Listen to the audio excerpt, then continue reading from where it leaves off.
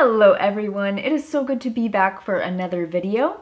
Let's go ahead and jump straight in today because I know that this is going to be a bit of a controversial topic because there are a lot of experts nowadays that suggest that it is bad to have rules about eating, especially if those rules pertain to our weight. Now, I hear that. As someone whose life was royally derailed by eating disorders for over a decade, I definitely agree that restrictions around food can be a symptom of disordered eating. However, I don't believe that this means that all restriction is automatically indicative of an eating disorder, like orthorexia. The next video I post is going to dive more deeply into the nuances of the rules that I'm about to share and why I believe that these rules have been part of my journey towards improving my relationship to my food,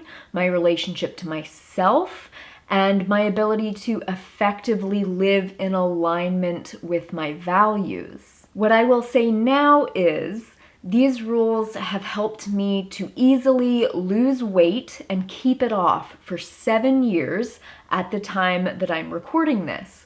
However, my focus during this entire time was never exclusively about my weight. My focus was on my long-term health, both physical and mental. It just turns out that the foods that are scientifically proven to support longevity and health are also scientifically proven to support weight loss and easy weight maintenance. I'm sharing these rules because they've been extremely effective in supporting me to reach my goal of having a strong, dense, capable, powerful, vital, healthful, thriving body. And I believe that honesty empowers people to make informed choices about their own well-being and their own priorities.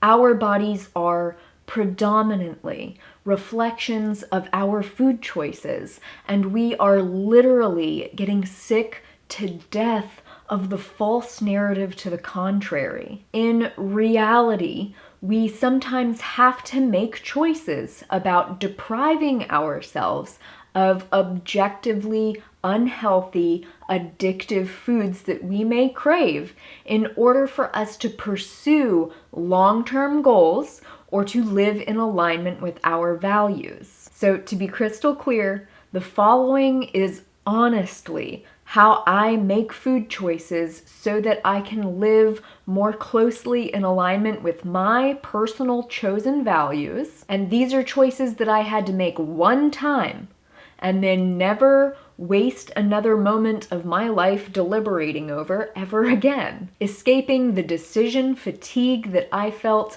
over making food choices has been one of the most liberating and relaxing choices I ever made because it brought me into alignment with my lifelong goals and my values pertaining to my health and to my weight. And though we can argue about whether or not we should even say that there are good or bad foods, I don't think it's realistic or helpful to pretend that choosing to eat chemically engineered, semi-edible garbage that is specifically designed to hijack our hedonic appetite and encourage us to literally eat ourselves to death over the span of several decades is a consequenceless choice. How does some of this nutrient void crap even deserve the designation of food? I don't know. And I personally stopped thinking of many of these products as food and instead just categorized them as vessels of addictive chemical combinations. And that choice has served my physical and mental health really well over the years. So without any more jabbering, rule number 1, I don't eat pastries, ever. As a professionally trained chef, I am acutely aware that pastries are just white flour, sugar, and a ton of fat, often hydrogenated, that have just been mixed and layered in different ways. I would define pastries as donuts, cinnamon buns, danishes, croissants, and pretty much anything else that shares oven space or an ingredient list with those. I do not think that it's a mystery to anyone on the planet that these foods are exquisitely fattening, and yet I hear people with pastries in their hand say to me all the time, "A little treat now and then does not hurt." And yes, I suppose that would be true. But speaking from personal experience with this particular type of hyperpalatable, highly processed food, now and then is a really vague, slippery slope that quickly leads into once or twice a week. And then before you know it, you're driving through Dunkin' every single day and you say you're just going for coffee, but by the time you get to the ordering window, it's might as well get a bear claw while I'm here. Pastries are a self-perpetuating, craving-inducing, energy-crashing habit. I do vaguely remember my last donut. It was right after a Tampa Bay Rays game in 2008. I went to Krispy Kreme with my sister and our boyfriends, and I got a basic glazed donut. I took one bite, and it tasted so good.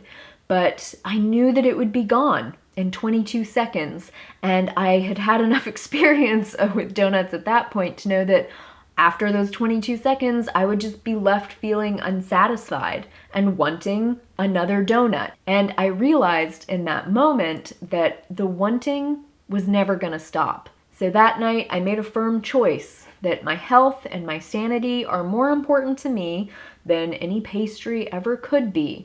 And the beauty is that I never feel tempted anymore because the option is simply off the table. I don't have to worry about my willpower running out because I'm not testing my willpower with the possibility of ever having a donut. And that kind of relief is so much better than any donut ever tasted. Rule number 2, no pizza, not even vegan pizza. All pizza that is widely available from restaurants is refined flour, a ton of fatty cheese, oil and sugar-loaded marinara sauce, and carcinogenic processed meats. Vegan pizza trades some of that health-eroding garbage for hyper-palatable, highly refined, plant-based garbage. I had one vegan pizza one time, and as I ate it, I could feel the grease running down the back of my throat as I chewed. It tasted good, but then it felt like I had swallowed a brick.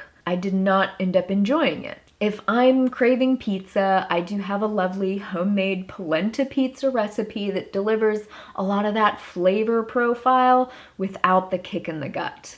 Rule number 3.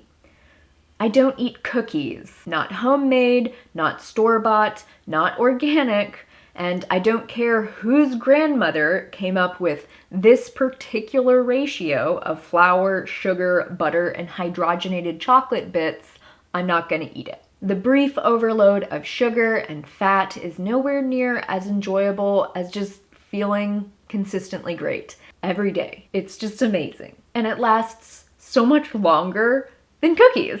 What I do enjoy are my simple banana oat cookies that I make in the video that I'll share here and down below. Rule number 4, I don't eat cake or pie. You're probably starting to catch on to the trend that if it's 90% white flour, sugar, and butter, I'm just not gonna eat it. Most of the time this choice is really easy, but I have found that cake especially is a big guilt eat because people will like guilt you hard for skipping their buttercream triple chocolate birthday cake. But here's the thing, after a few months of avoiding the sugar butter bombs of these types of foods, like I physically can't eat it anymore. I will feel sick to my stomach for hours and hours, and my head explodes into this like really intense sugar butter headache. So I do my best to just stick to my boundary. No thank you, I will pass on the cake. If I am pressed, I just claim that I'm allergic to it. What am I allergic to in the cake? Everything. I am allergic to everything and I can't afford an EpiPen. Hashtag surviving in the USA. Rule 5. I don't eat candy. Candy is literally nothing but sugar, sometimes fat, and dye. That's it. I think this is another one of those foods that was really ruined by my being a professional chef and then also studying medical biochemistry. Candy, in my opinion, is the antithesis of food, and I really see no reason to insert it into my digestive tube. If I want like a sweet snack, like hello, mangoes exist, grapes, pineapples, mandarins, dates. Like nature made us candy and it's literally just made out of vitamins and sunshine. Why would I need to get superheated sugar involved? Rule 6, I don't eat chips, bagged popcorn, or any other snack foods. I know that this category can be tough for a lot of people, but these are mostly refined flour, oil, salt, sugar, and monosodium glutamate by 20 different names. These snack foods are literally billion-dollar recipes. They have been engineered down to the molecule to crunch one time, stick around in your mouth for one additional chew, and then just dissolve so that when you swallow, it's not satisfying. That formula completely hijacks our appetite regulating mechanisms to the point that the body doesn't even register this stuff as food. So we just keep eating and eating without ever feeling satisfied. It's actually creepy. I do not understand how this is not more widely seen as the work of the devil. I know it's not the actual devil, it's Phil in research and development at Kraft Foods, but wow, Phil just really doesn't give a shit about our well-being. I mean, he gets paid to specifically not give a shit about our well-being. If I am just dying for some crunchy snack food, I have a popcorn air popper, and that works just fine. Rule number 7, I don't eat meat, cheese, or egg replacers. Since I stick to a plant-based diet, I am already strictly avoiding meat, cheese, and eggs, but most folks who adopt plant-based diets love being able to enjoy their old favorites without animal products being involved. And I totally get that, and I am so glad that there are more options available to get us away from eating animal products. That said, most of these meat, cheese, and egg replacers are so overly processed and calorie dense that they're kind of creeping into the category of being a crime against nature. The amount of isolated proteins, highly refined oils, and really questionable processing chemicals that are in some of these replacers are creeping into the category of being crimes against my body. And most of these products are certainly not designed or intended to support weight loss. Over the years, I have tried many of the meat, cheese, and egg replacers that have come onto the market, and wow, a lot of them taste really good. But most of the time when I eat them, it's another one of those experiences where I feel like I get punched in the gut. And I know that if I ate them on a regular basis, I would gain weight pretty quickly. So I would just rather avoid that. I gave up animal products 12 years ago, and at that time there just weren't a ton of plant-based options. So I just ended up developing new tastes, and I'm honestly really glad that I did. I replaced meat with beans, and I am now firmly a proud lifetime member of Team Bean. I will never shut up about how much I love beans. Cheese and eggs are, I will admit, just kind of realistically irreplaceable on a whole food plant-based diet, but I've made some phenomenally delicious cheese-ish tofu goo, and it hits the spots pretty good. Good enough, certainly. Rule 8, I never, ever eat anything fried. This is the rule that I am the most firm about. If an evil scientist designed a non-poisonous food that would do the most damage to the human body possible, their biological weapon would be fried food. The fats are overheated and denatured, proteins form heterocyclic amines, carbohydrates crisp up into acrylamide, and the proteins and carbohydrates fuse into advanced glycation end products, which unleash a torrent of molecular carnage that rips through the blood vessels and kidneys, spleen, eyes, and skin. Fried food is just bad. It is bad. I'll say it again. Fried food is a bad food group, and that is actually a hill I would be willing to die on. It is bad food. Fried food is bad. Hard pass. Rule number 9. I don't eat ice cream. Ha! You thought I had forgotten because we had moved away from the sweet foods. But no. Obviously, being on a long-term plant-based diet, I would not touch the cow's milk ice cream with a 10-foot pole, but obviously there are less pussy variations of plant-based ice cream available. Well, I'm not a huge fan of those either. They are exceptionally high in fat, and they contain so much sugar, and any combo of fat and sugar will set you up not only for insulin dysregulation, but also AGE formation, and I just don't want to go there. Ice cream is also another one of those foods that can go from a sometimes to an everyday faster than you can say, I don't understand why I'm not losing weight. Now, I will definitely admit that this is one rule that I do occasionally break, especially if my husband and kiddos are like super excited about going out as a family to get a scoop of the coconut-based ice cream from one of our local vegan ice cream shops. This happens, like once or twice a year. And full disclosure, it tastes really good. I enjoy it while I'm eating it. I have no reason to worry about gaining weight because I know that it's an unusual occurrence, so I just relax and really let myself enjoy the experience. But also, full disclosure, I always feel like crap afterwards, and it's usually for the rest of that day, and usually into the entirety of the next day. I just feel foggy and sleepy and sluggish and tired. It's just not as good as I usually feel, and I really end up missing how good I usually feel. I just love to feel good, and I hate to miss out on feeling good. Life is so short. I just prefer to feel my best, and that is what makes it so easy over the long term to abide by these rules.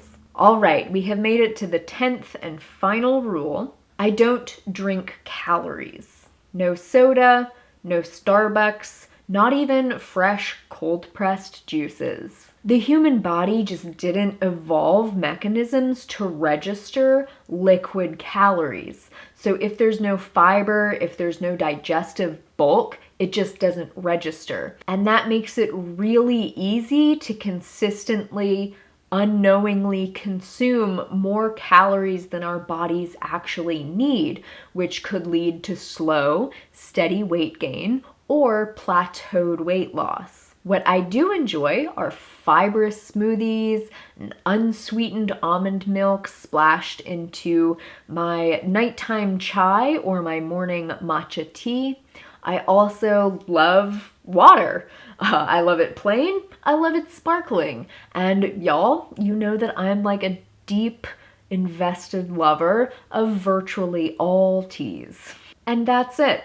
Those are my food-related rules that have served me oh so well over the years that I was trying to lose weight, and in the last 7 years when I have been effortlessly maintaining that weight loss. Making a one-and-done decision about these categories of processed foods has made my physical and my mental health immeasurably better. I am explicitly grateful that I listened to my own internal knowing and accurately identified the foods that don't align with my long-term goals and my values related to my health, longevity, weight management, and just how I want to physically feel inside my body every single day. All right, everyone, thank you so much for watching. This has been a pleasure.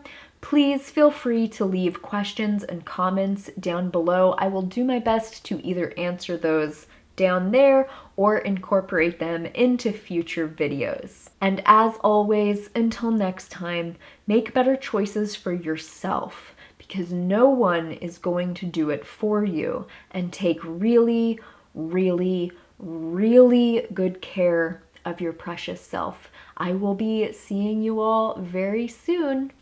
Bye. Okay.